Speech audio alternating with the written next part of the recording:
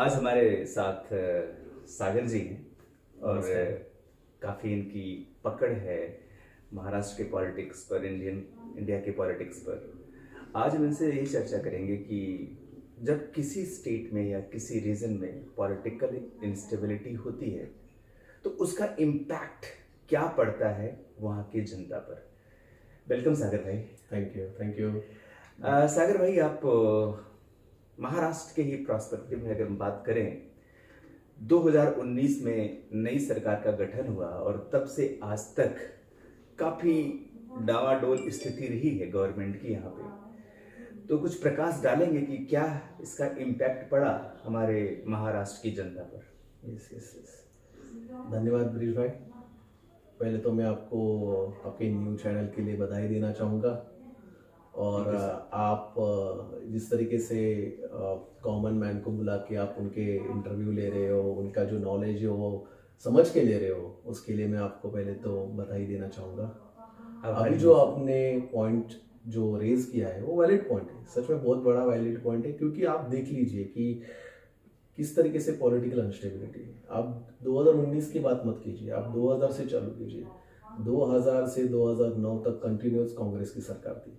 उसके बाद में 2000 जब जनता फ्रस्ट्रेट हो चुकी थी, उनको डेवलपमेंट नहीं दिख रहा था या प्रोग्रेस नहीं दिख रहा था, तो उन्होंने 2014 में बीजेपी को वोट दिया, सेंटर में दिया, स्टेट में दिया। भारी बहुमत के साथ बीजेपी आई सत्ता में, स्टेट में भी आई, महाराष्ट्र में है। 2014 से लेके 2019 आप देख लीजिए, काफ़ी ग्रोथ हुई महाराष्ट्र में। काफ़ी जगह पे मेट्रो के प्रोजेक्ट्स चालू हो गए, ग्रोथ हो गई। तो पब्लिक एक तरीके से खुश थी। आप वोट अगर कर रहे हो तो उनको कुछ तो रिटर्न में मिल रहा है। बिल्कुल, पब्लिक ट्रांसपोर्ट मिल रहा है, बेसिक फैसिलिटीज मिल रही है, जिससे पब्लिक खुश हो जाती है। 2019 जब आया तब दो पार्टीज ने संगठन करके बोला कि हम दोनों साथ में चुनाव लड़ेंगे और जनता को आश्वासन दिया। अब बैकडोर में उनकी क्या बातें हुई कि 2.5 साल ये सीएम बनेगा, 2.5 साल वो सीएम बनेगा। मैं तो यही चाहूंगा कि वो बातें भी उन्होंने पब्लिकली बतानी चाहिए थी। जनता को आपको अंधेरे में नहीं रखना चाहिए था कि हम दोनों साथ में लड़ रहे हैं तो 2.5 साल ये बंदा बनेगा, फिर सीएम बनेगा, 2.5 साल ये बंदा बनेगा। बट वो हुआ नहीं। तो उससे क्या हुआ कि जब रिजल्ट्स आए तो उनके ऊपर अनबन हो गई। भले बीजेपी के पास 105 सीट थी, उसके बाद में भी वो सरकार बना नहीं पाई। 3 लोगों ने बना के एक महाविकास आघाड़ी बना दी। बट आप ही देख लीजिए, 2.5 साल में वो सरकार कोलैप्स हो गई। उसके बाद में फिर से एक नया अटेम्प्ट हुआ, लोग गुवाहाटी गए, कहाँ गए, घूम के आ गए, लेकिन उससे कुछ ये नहीं हुआ, अचीव नहीं हो पाया। अभी फिर से और एक हुआ कि और एक पार्टी उनको जाके मिल गई। तो ये 5 साल में अगर आप देखोगे तो महाराष्ट्र में राजकीय अस्थिरता म्हणतात मराठीमध्ये, पॉलिटिकली अनस्टेबल है स्टेट ये, और उससे जनता को कुछ फायदा नहीं हो रहा है। आज के तारीख में अभी तक कोई भी मिनिस्ट्री का सेटअप नहीं हुआ है, ना मिनिस्टर्स बने हैं। सारा जो नीचे जो गवर्नमेंट चल रहा है, सारे आईएएस ऑफिसर्स चला रहे हैं। बिल्कुल। तो मतलब ही क्या, सारे अगर आईएएस ऑफिसर्स चलाएंगे तो मिनिस्टर्स करेंगे क्या? 5 साल अगर मैंने एक वोट दिया था आपको, आपसे मैंने एक्सपेक्ट किया था कि कुछ होगा। 5 साल में कुछ ज़्यादा डेवलपमेंट्स तो दिख ही नहीं रही है हमें। हम आप अपने आजू बाजू में ही देख लीजिए, लोकल सिटी में दिख रही है कि क्या डेवलपमेंट दिख रही है। बिल्कुल। अब बहुत ज़्यादा मैं एग्री करता हूँ सागर भाई आपसे, क्योंकि जब कोई चीफ मिनिस्टर या प्राइम मिनिस्टर कहीं पर जाता है सागर भाई, तो उनके आने से पहले सारे रास्ते सब क्लियर हो जाते हैं, रोडें अच्छी बना दी जाती हैं, तो उनको लगता है कि सब कुछ बढ़िया डेवलप्ड है। लेकिन जब एक आम आदमी घूमता है, चलता है, तो उसको कितनी सारी कठिनाई का सामना करना पड़ता है। और मेरे हिसाब से क्वेश्चन है कि महाराष्ट्र की जनता ने तो कोई गलती नहीं की थी ना, उन्होंने प्रॉपर मैंडेट दिया था। उसके बाद भी उनके साथ या किसी और स्टेट के साथ अगर ऐसा होता है तो कितना दुर्भाग्यपूर्ण है।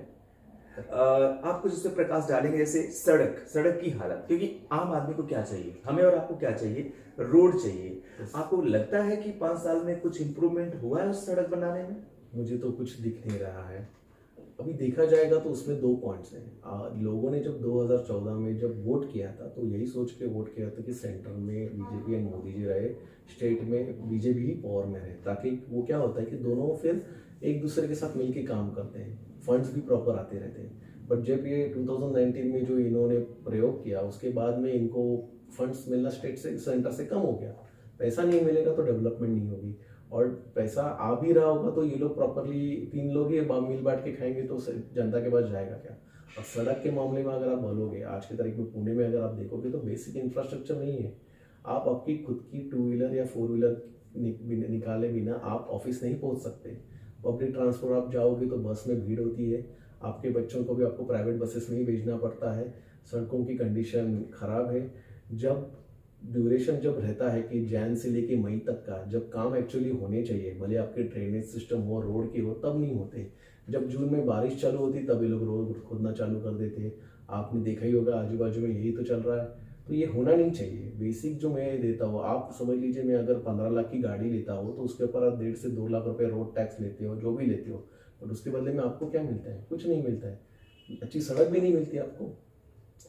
बिल्कुल बिल्कुल, यही सारे तो पॉइंट्स लेकर के नेता लोग हमारे बीच आते हैं और हमसे वादा करते हैं, और जब जाते हैं उसके बाद वो किस तरीके से पार्टी तोड़ करके इधर से उधर कैसे चले जाते हैं, और उस जनता का बहुत बड़ा नुकसान होता है। एक क्वेश्चन है सागर भाई, मैं आपसे पूछना चाहता हूँ, जैसे एक मान लीजिए कि एबीसी एक पार्टी है, उसका एक एजेंडा है, उसने वो एजेंडा आकर के जनता को बताया कि मेरी पार्टी है, ये मेरा एजेंडा है। बाद में जब वो चुन करके चले जाते हैं तो इस पार्टी से हट करके इस पार्टी में आ मिलते हैं। अब बताइए, ये जनता के मैंडेट का ही तो अपमान है, घोर अपमान है, घोर में घोर अपमान है। यस, क्योंकि आपने देखिए कि जनता कुछ सोच के उनको वोट करती है।